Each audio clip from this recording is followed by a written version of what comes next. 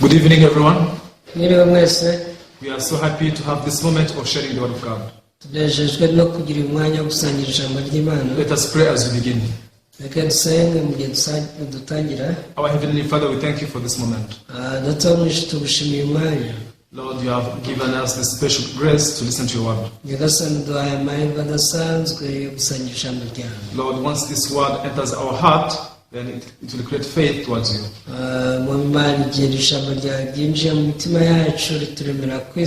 So, Father, I pray that you allow us to put down everything which is different from your word. And Father, we believe that by holding your promise, you will fulfill it, whatsoever.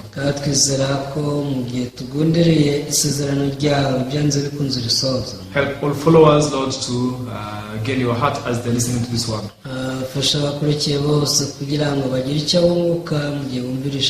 We thank you. We pray all these things in the name of Jesus. Amen. Amen. This moment we are going to read from the book of Matthew chapter 23. Matthew chapter 23 starting from verse 13. We will read up to verse 28. It's a long story, that's why I want to read it immediately. So Matthew chapter 23 verse 13 up to verse 28.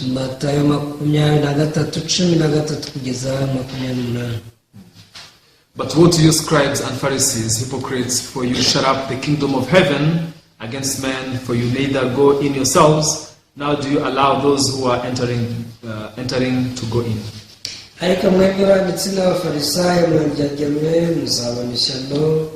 Kumgarira ubwami bwo mu ijuru ngo abantu batabwinjiramo, namwe ubwanyu nimwinjiremo kandi n'abashaka kwinjiramo nimubakundire. Woe to you, scribes and Pharisees, hypocrites, for you devour widows' houses, and for a pretense making long prayers, therefore you will receive greater condemnation. Mwebwe banditsi n'abafarisayo mwandyaryanire, muzabona ishyano kuko murya ingo z'abapfakazi kandi mugakomeza kuvuga amasengesho y'udaca muryarya, nicyo gituma muzacirwaho iteka riruta ayandi. Woe to you, scribes and Pharisees, hypocrites, for you travel land and sea to win one proselyte, and when he is won, you make him twice as much a son of hell as yourselves. Mwebwe banditsi n'abafarisayo mwandyarya, muzabona ishyano kuko muzererezwa mu nyanja no mu misozi no guhindura umuntu umwe ngo yemere idini yanyu, ariko iyo ahindutse mutuma abaruta inkuba ebyiri k'umwana w'igihenomu. Woe to you, blind guides, who say, whoever swears by the temple, there is nothing, but whoever swears the gold of the temple, he is obliged to perform it. Mwabarandasi bahumyemye, muzabona ishyano mwebwe abavuga muti uraye urusengero ntacyo bitwaye, ariko ngo uraye izahabu yo mu rusengero azaba yibahesheje ndahiro arahiye. Fools and blind, for which is greater, the gold or the temple, the sacrifices that sanctifies the gold? Mwabapfumwe mwamunye mwe, ikiruta ikindi ni ikihe? And whoever swears by the altar, it is nothing, but whoever swears by the gift that is on it, is obliged to perform it.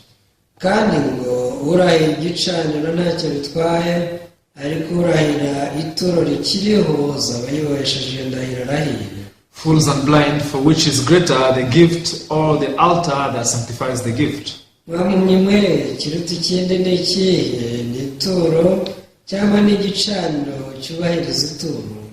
Therefore, he who swears by the altar swears by it and by all things on it. He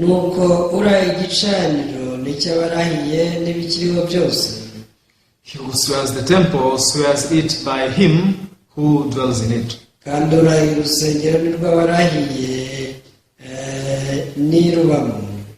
he who swears by the heavens swears by the throne of God and by him who sits on it.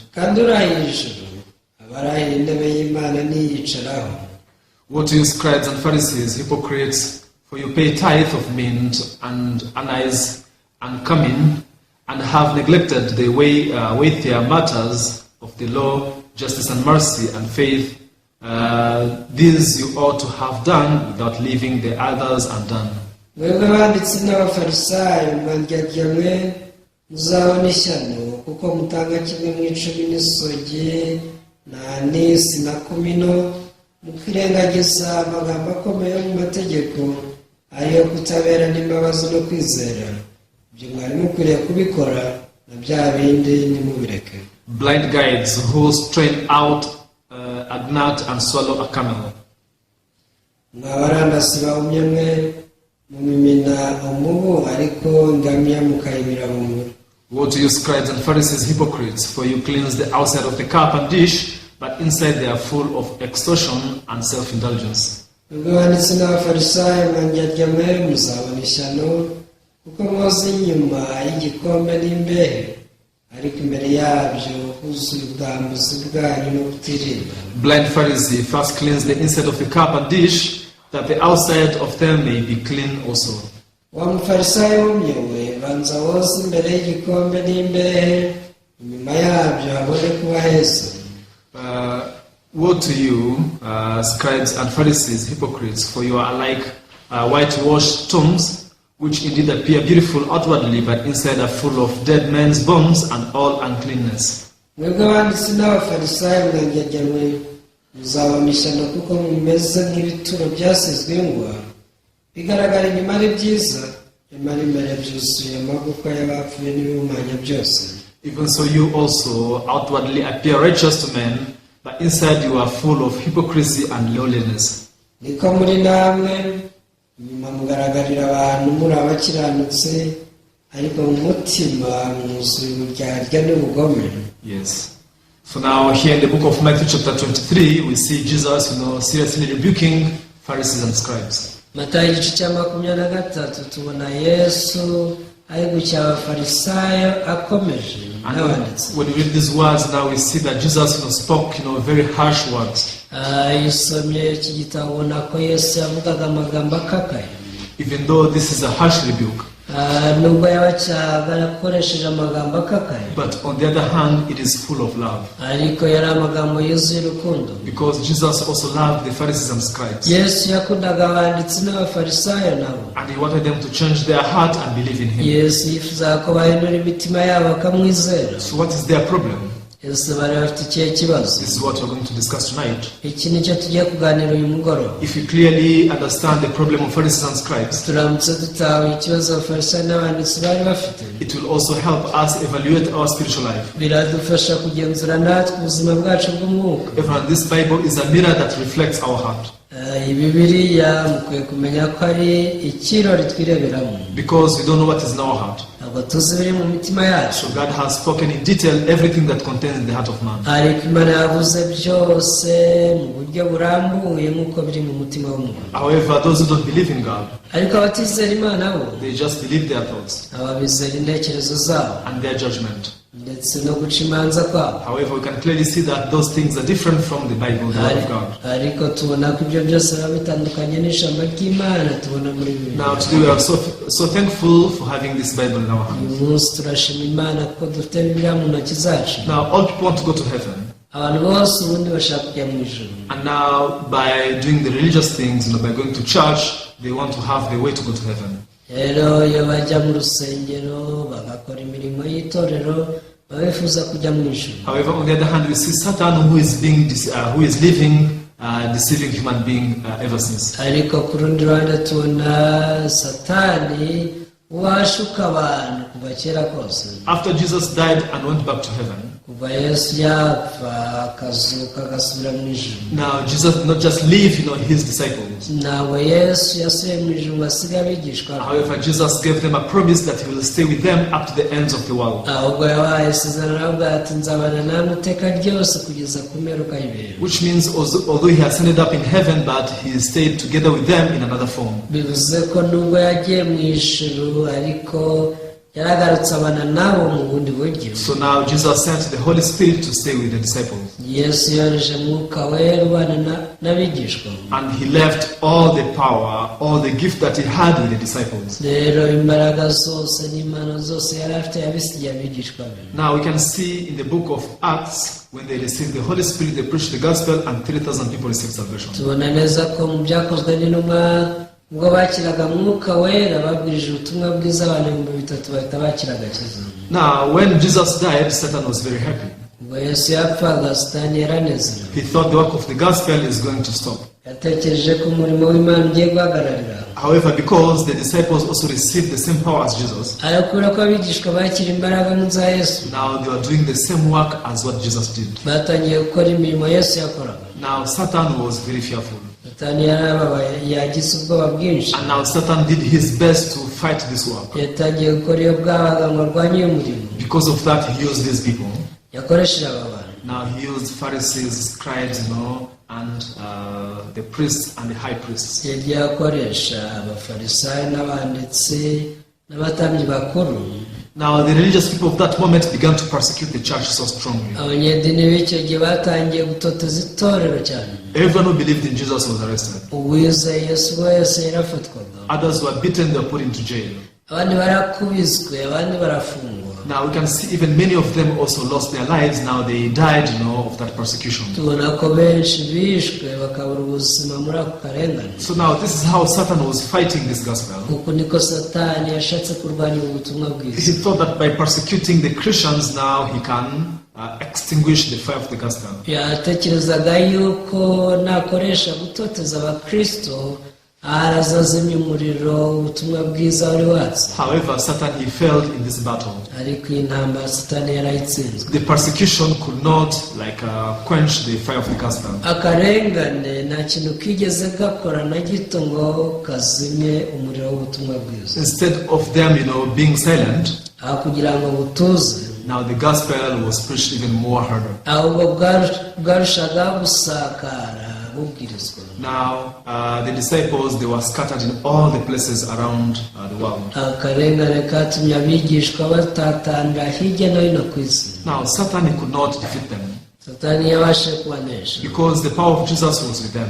urako imbaraga za Yesu zari kumwe nabo. Now not only in Jerusalem, but the gospel was spread and preached in so many places. Atari Yerusalemu gusa, ahubwo ubutumwa bwiza bwakwirakwiriye mu mpande zose. Now Satan has changed his strategy. Satani yaje guhindura amayeri. Do you know what he did? Muzi icyo yakoze? Now through one king, Satan, he gave liberty for Christians to live without persecution. Yaje gukoresha umwami umwe ngo ahe abakristo umudendezo wo kubaho badatotezwa. There is a king called Constantine in the 4th century.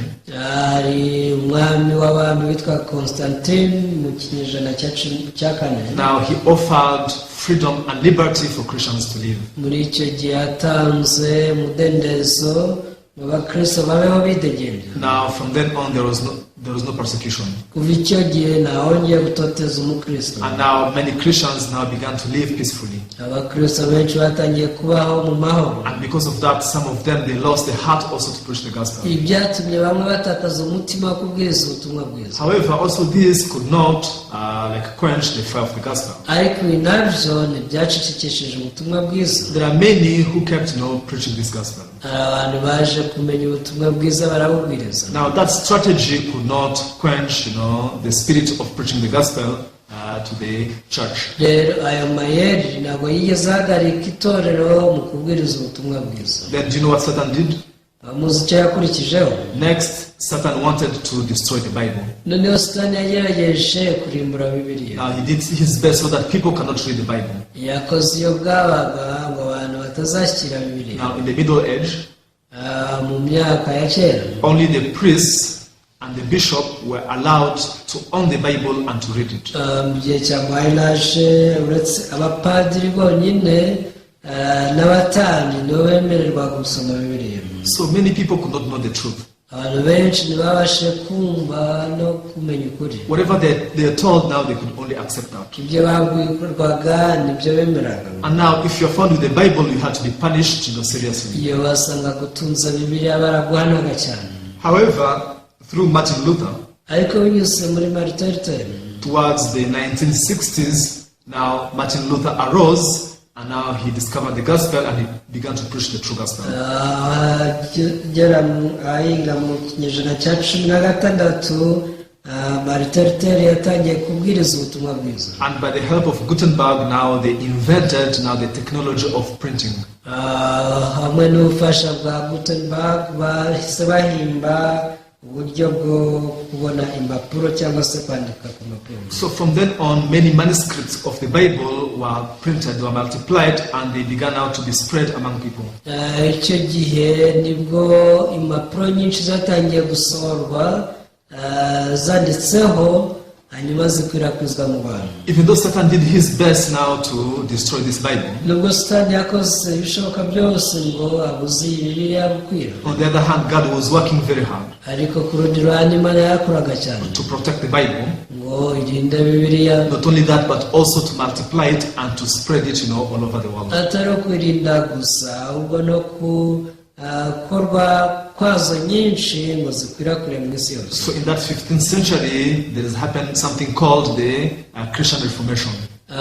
Mu kinyejana rero cya 15 niho habayeho ihinduramatwara ry'Ubukristo.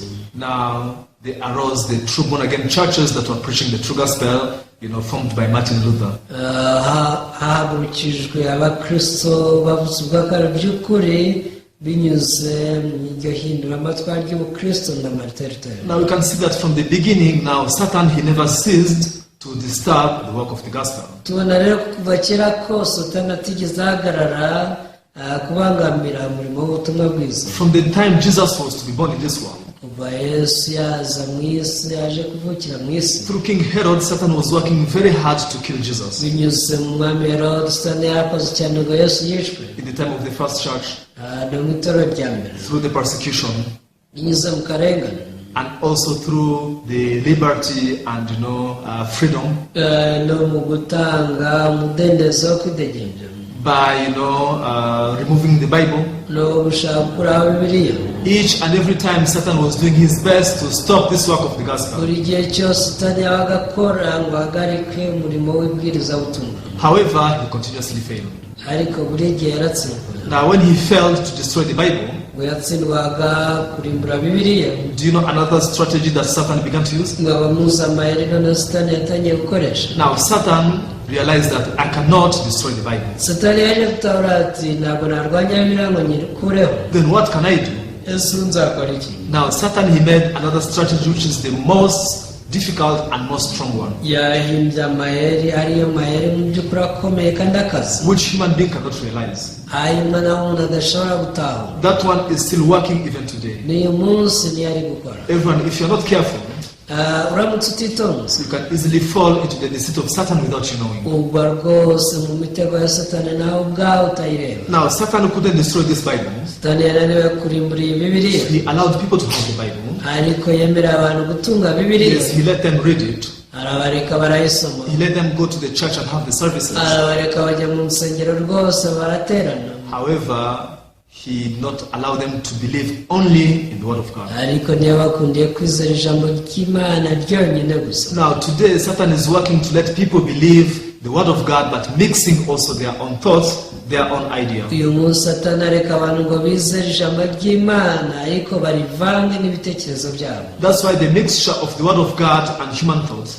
iyo bafashe ijambo ry'Imana bakarivanga n'ibitekerezo byabo, it is no longer the true, genuine word of God. rwose uru ruvange ntabwo ruba rukiri ijambo ry'Imana ry'ukuri. That one cannot give you faith in your heart. ibi ntabwo bishobora gutanga kwizera mu mutima w'umuntu. This is why whenever God is working, niyo mpamvu igihe cyose Imana iri gukora, God works to divide two things, Imana irakora ngo itandukanye ibintu bibiri, the light and the darkness. umucyo ikawutandukanya n'umwijima. Now we see there is the offering of Abel and offering of Cain. igatandukanya ituro rya Abeli n'irya Kayini, There is the way of Jacob and Esau. igatandukanya inzira ya Yakobo n'iya Esawu. All the time God divides two things. buri gihe Imana igabanya ibyo bintu byombi. That's why even in the present age, Niyo mpamvu no muri iki gihe God wants us to distinguish between His word and our thoughts. Imana ishaka ko dutandukanya ijambo ryayo n'ibitekerezo byacu. If you can't be able to distinguish between the word of God and your thoughts, Niba utabasha gutandukanya ibitekerezo ufite n'ijambo ry'Imana, now you can fall into the deceit of Satan.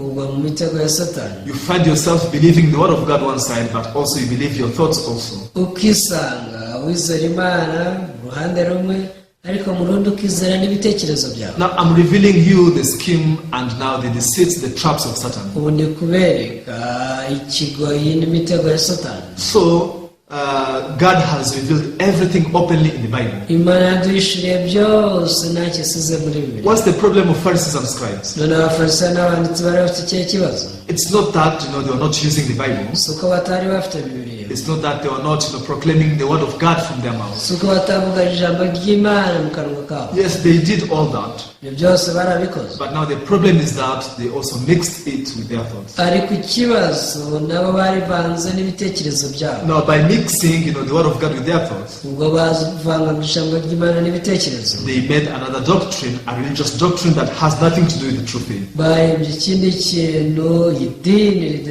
ridafitanye isano no kwizera. However, when Jesus came into this world, Nyuma Yesu ubwo yazaga, Jesus began to preach something different. Yesu yatangiye kubwiriza ibintu bitandukanye n'ibyabo. Then what's the difference? None itandukano ryari riri. Allow me first of all to read the book of Matthew chapter 7. Nibe mbanza mbasomere Matayo karindwi. Matthew chapter 7 verse 28 and 29. Matayo karindwi 28 na 29.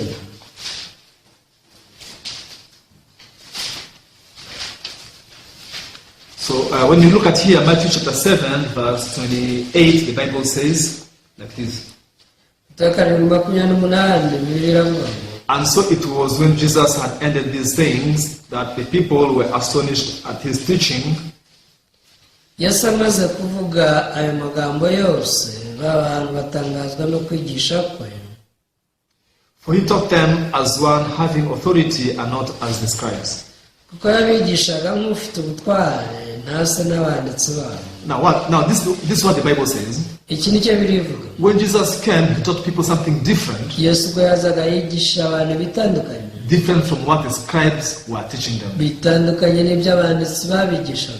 And here the Bible says that people were astonished. Biravuga ngo abantu baratangaye. Oh, we never heard such a word. Abati ntitwari twarigeze twumva ijambo nk'iri. Really, his word is amazing. Ni ukuri ijambo rye riratangaje. Now he has authority in his word. Ijambo rye rifite n'ubutware. How come the scribes never preach us like this? Ese kuki abanditsi batigeze batwigisha gutya? People were completely astonished. Abantu baratangaye cyane. One day I was very curious. Umunsi umwe yagize amatsiko. And I wanted to know what different thing that Jesus taught them, different from the scribes and Pharisees. Nashatse kumenya ibyo Yesu yigishije bitandukanye n'ibyo abafarisayo n'abanditsi. Now, when you look at the Bible speaks that very clearly. Iyo usomye Bibiliya bivuga yeruye. Now, here in the book of Matthew, chapter 5 up to chapter 7, it is one sermon of Jesus Christ. Ubundi Matayo igice cya 5 kugeza mu gice cya 7, icyo cyari icyigisho kimwe Yesu Kristo yatanze ngo imbumbe imwe. So now I want to show you one comparison Reka mbereke ikigereranyo between what the scribes were teaching and what Jesus was teaching. hagati y'ibyo abafarisayo bigishaga ndetse n'ibyo Yesu yigishaga. So what were the Pharisees preach? Ni ibiki abafarisayo bigishije? You have to keep the law Jye mwubahiriza amategeko for you to go to heaven. kugira ngo muzajye mu ijuru. You should not steal. Ntimukibe, You should not commit adultery. mugasambane. Now you should keep the Sabbath. Jye mwibuka kweza umunsi w'isabato. If you observe all these commandments, then God will allow you to go to heaven. Amategeko yose nimuyubahirize, Imana izabareka mujye mu ijuru. Now people were living, holding themselves from not stealing and committing adultery. Abantu batangiye kuba bifata ngo batiba cyangwa badakora icyaha kindi. But now when Jesus came, Ariko Yesu aje, Jesus did not only tell them not to commit adultery. ntabwo Yesu yababwiye ngo ntimugasambane gusa. We can read chapter 5, verse 27. Mureke dusome ibice 5 umurongo 27. Matthew chapter 5, verse 27. Matayo 5:27. You have heard that it was said to those of old, you will not commit adultery. Mwumvise ko byavuze ngo ntugasambane. But I say to you that whoever looks at a woman to lust for her has already committed adultery with her in his heart. njyewe ndababwira yuko umuntu wese uri umugore akamwifuza bamaze gusambana nawe mu mutima we. Now, by hearing this word, people were very astonished. Abantu bumvisha amagambo barikanze. What? ngo iki? Just by looking at a woman kureba umugore gusa and you just have lust to her, none ngo uramwifuje, it is already same as one who have committed adultery. ngo ubwo umeze nk'uwasambanye. What does that mean?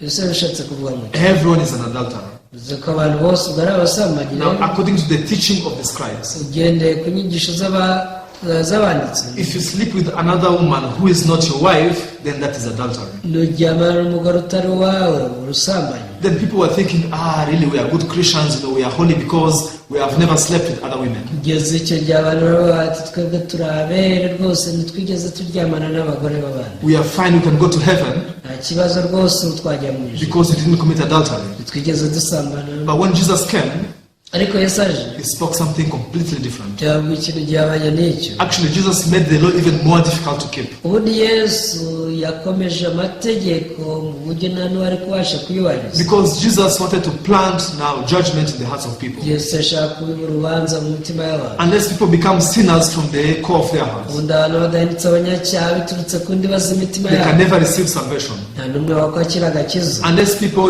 become now guilty and become 100% sinners, abantu badatsinzwe n'urubanza ijana ku ijana ngo babe abanyacyaha byuzuye, they cannot receive salvation and go to heaven. ntashobora kwakira agakiza kamujyana mu ijuru. So now this is how the Pharisees and scribes were misleading people. ariko niko abafarisayo n'abanditsi bayoboraga abantu nabi. Instead of showing them their sinful nature, babwira babereka ubunyacyaha bwabo, instead of showing them how evil they are, aho kubereka ububi bwabo aho bushingiye in order to meet the Savior, ngo bahure n'ubakiza, however, they were just boosting their righteousness. bajyaga bakuza ukuri kwabo They gusa, were just encouraging human goodness. bajyaga babashishikariza kugundira ineza yabo. That's why they say that if you don't commit adultery with another wife, niyo mpamvu bababwira bati nudasambana n'undi mugore ngo then muryamane you'll be okay, you'll be a good believer. nta kibazo rwose uzaba ufite, uzaba uri umwizera mwiza. However, when Jesus came into this world, ariko Yesu aje muri iyi si he spoke something very different. yavuze ibintu bihabanye n'ibyo. He said not only committing adultery, yavuze ati si ukuryamana nawe gusa, even if you have lust in your heart, ahubwo ni ukumurarikira byonyine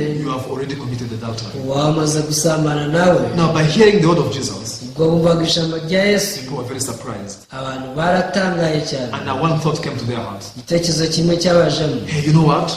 muzi n'ikindi, I've been thinking that I'm okay najyaga ntekereza ko nta kibazo mfite because I've never committed adultery in my life. kubera ko sinigeze ndyamana n'umugore w'abandi mu buzima bwanjye, But always I have lust in my heart. ariko buri gihe nibonagamo kurarikira. According to those of Jesus, surely I'm a sinner. rero ngendeye ku ijambo Yesu avuze, ni ukuri nanjye ndi umunyacyaha. I've been thinking that I'm a good believer. natekereza ngo ndi umwizera mwiza, But by listening to the word of Jesus, ariko ubwo numvaga ijambo rya Yesu I've realized I'm a sinner who should perish, who should be condemned. nanjye nawe ko ndi umunyacyaha kuriye gucirwaho iteka nkarimuka. Therefore, these people now they're looking for the Savior. aba rero batangiye gushaka uwabakiza. Oh Lord, I'm a sinner.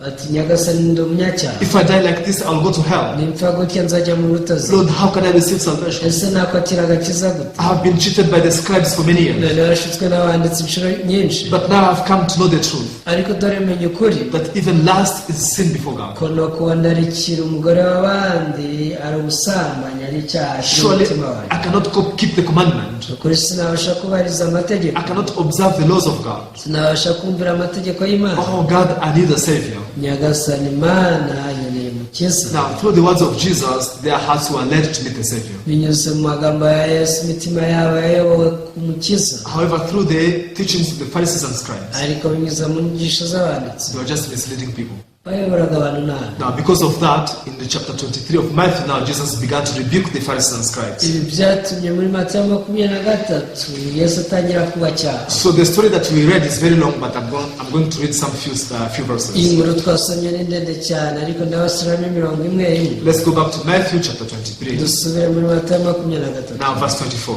umurongo wa 24. Blind guides who strain out a gnat and swallow a camel. abarandasi bahumye mwe mumimina umuhu, ariko ingamiya mukayimira bunguri. Verse 25.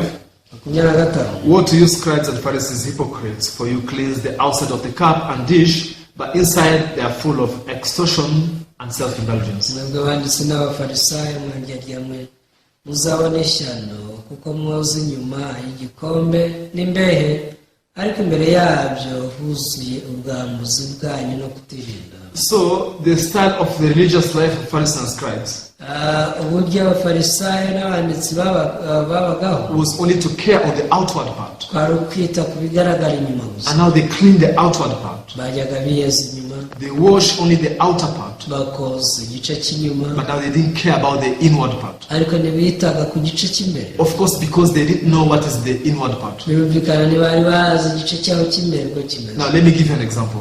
mbaho urugero, You are very thirsty. ubwo ufite inyota, Now you come to me and you want to drink water. ukaza unsanga ushaka amazi. Then I have 2 cups. mfite ibikombe bibiri. Now the first cup is dirty outside, igikombe kimwe kirasa nabi inyuma, but inside is very clean. ariko mo imbere kirasa neza cyane. But now there is a second cup, which is cup B.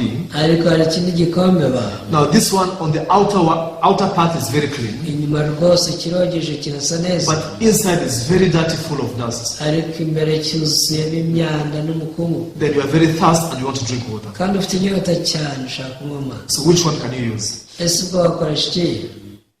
I don't know whether you understood the question well. ntabwo nzi niba wumvishe ikibazo neza. The first cup igikombe cya mbere is very dirty on the outward, inyuma rwose kirasa nabi cyane, but inside is very clean. ariko mo imbere kirakeye neza cyane. The second cup, icya kabiri, now outside is very clean, inyuma kirakeye, but inside is very dirty, full of dust. ariko imbere kiranduye cyane cyuzuyemo umukungugu. Now my question is this: ikibazo nababajije, which cup will you use? uzahitamo ikihe gikombe muri ibyo byombi? Number 2? ese ni icya kabiri Number 1? cyangwa ni icya mbere? Yes, I agree with you, number 1. abemera icya mbere rwose ndemeranya nabo, Because even if the cup is dirty on the outward, kubera ko nubwo gisa nabi inyuma, if inside is clean, niba imbere gisa neza, you can even drink like using what? How is it called? The straw, yeah. ushobora no gushaka rwose umuheha ugashyiramo imbere ukanywa, Then you'll be fine. icyo gihe uzaba umeze But neza. if the cup is dirty now inside, ariko nimba igikombe gisa nabi mo imbere, even if outside is very clean, nubwo inyuma cyaba gisa neza gute, you cannot use this cup. ntabwo icyo wagikoresha. Now this is the point of Jesus. ikirendo cyose nawe yavuga, Pharisees, you always clean on the outward, n'abati mwa bafarisayo mwe buri gihe mwoza inyuma, but you cannot clean the inside. ariko imbere mukahihorera. When you tell someone that don't commit adultery, iyo ubwira umuntu ngo ntagasambane, yet they have lust inside of their heart, ariko muri we imbere huzuyemo irari, this person is as good as the one who have committed uyu adultery. rwose ntatandukaniye n'uwasambanye mu bifatika. So now this is what Jesus said, iki ni cyose yavuze rero. verse 26. 26. Blind Pharisee first cleans the inside of the cup and dish, that the outside of them may be clean also. umufarisayo yahumye we, banza woze imbere y'igikombe n'imbehe, inyuma yabyo habone kuba heza. Now according to Jesus, ugendeye kuri Yesu rero, if you're able to clean the inward part of the cup, ubashije koza mu gikombe mo imbere, then the outward won't be a problem. inyuma rwose ntihazaba hakiri ikibazo, The outer part will be clean automatically. aho rwose hazera byikoze. Everyone, this is the gospel of Jesus. ubu nibwo butumwa bwiza Yesu yabwiriza. When Jesus came in this world, ubwo Yesu yazaga mu isi, he knew that the problem of sin yari azi ko ikibazo cy'icyaha is the heart of man. kiri mu mutima w'umuntu, mu It is mutima we this, bwite. it is this sinful nature that we are born with. ni kamere y'icyaha yavukanye iri muri we. This evil heart that came from the devil. uyu mutima mubi yakiriye uva kuri Satani. This is what causes people to steal. yari azi ko ni utuma abantu biba, This is what causes people to speak lies. ni utuma abantu babeshya bakavuga ibinyoma. The evil heart that is within in the inward iki kibi kiba muri twebwe causes people to kill. gituma abantu bicana. Now, if you solve that problem from the inward part, rero uramutse ukemura icyo kibazo mo imbere, the outer part will be clean automatically. inyuma rwose haziyeza. Now, when Jesus came in this world, ubwo Yesu yazaga mu isi he rero, came to solve the seed of sin in our heart. yaje gukemura iyi ngemwe y'icyaha yatewe mu mitima yacu. And how can it be solved? none izakemuka ite? By paying the wage of that sin. igihe yishyuye ibihembo by'iki The cyaha. wage of sin is death.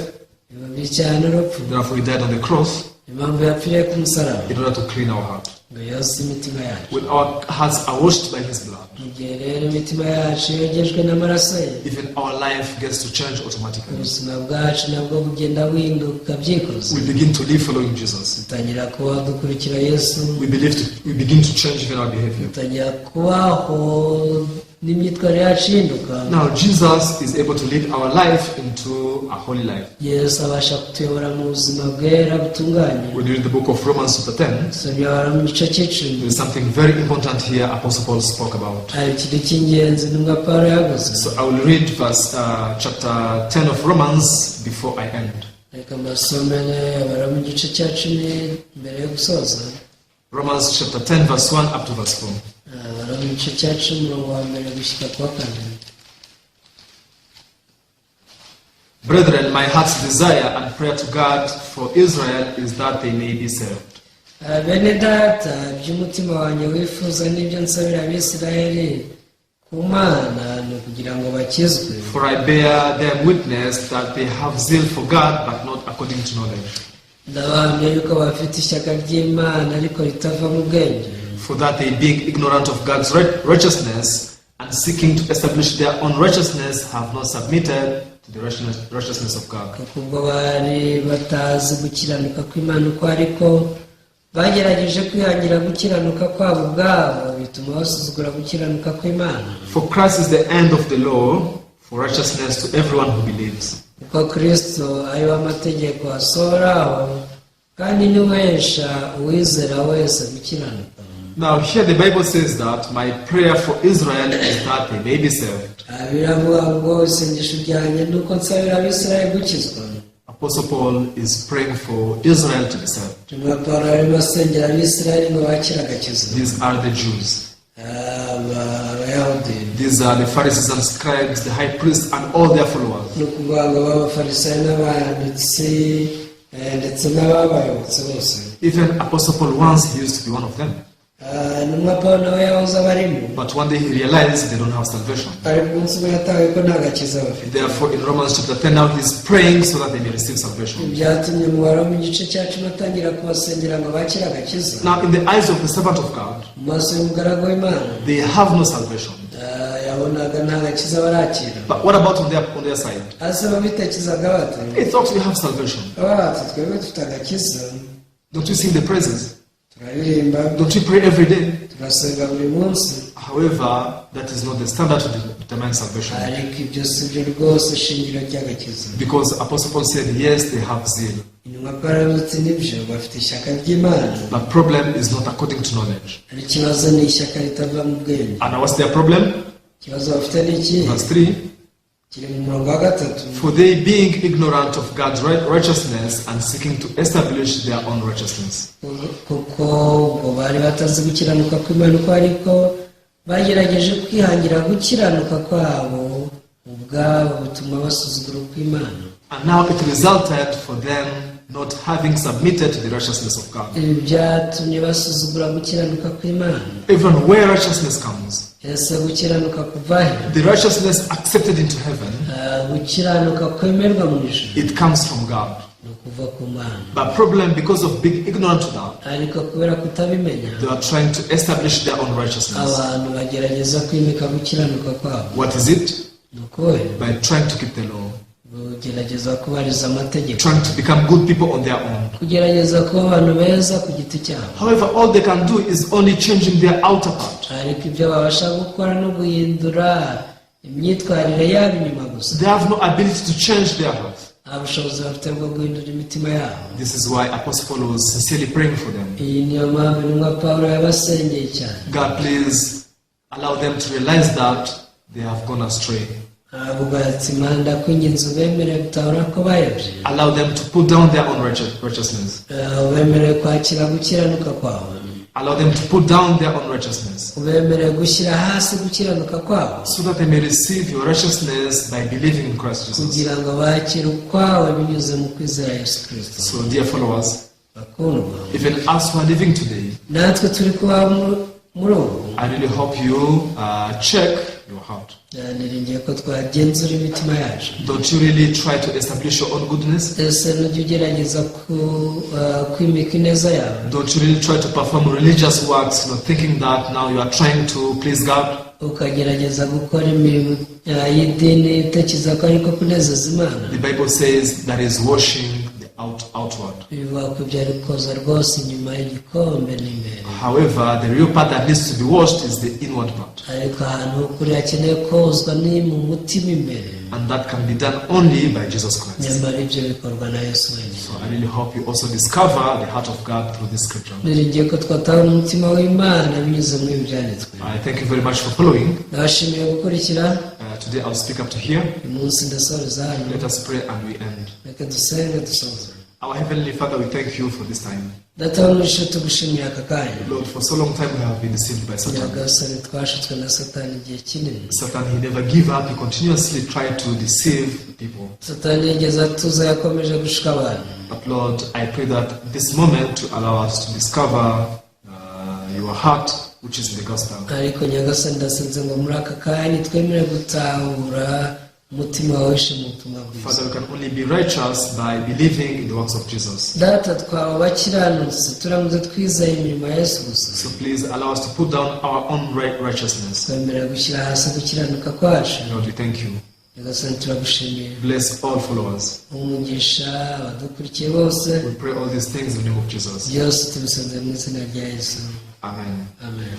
Thank you very much, everyone. murakoze mwese. I hope to see you next time. niringiye kuzabona n'ubutaha.